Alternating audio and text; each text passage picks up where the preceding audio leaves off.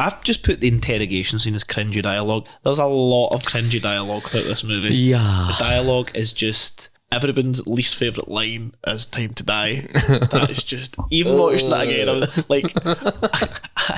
I felt like I was recoiling from the TV. She goes, "Do you know what time it is?" And I was like, just don't say it.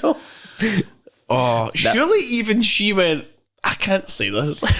Yeah, it's a lot like in Star Wars where it's like, somehow Palpatine returned.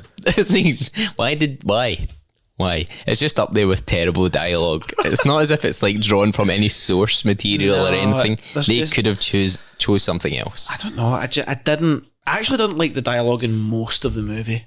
I just thought it was even there's a bit where, see the start when Daniel Craig turns and he goes, how respect to the here, and I'm like, whoa, tone it down a bit. This is like overdone. Yeah, I don't know. There was a lot of that. I just really didn't like it. Well, that goes back to how it was all fraught with difficulties in the script.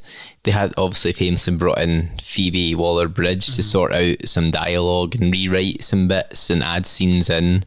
I see the problem there. And is it her style? A lot of people say that her style is so jarringly different from the actual script, James Bond script writers that were always have done every script, that you're like, oh, that must be her scene, oh, that must be her line. I kind of see that with some of the humour, like where Q's like gives him the watch and Bond's like, how strong is it? And he's like, it's fairly strong. Then they have this big joke about, oh, it's fairly strong, what does that mean? It's like, okay, that sounds like a Phoebe joke to me.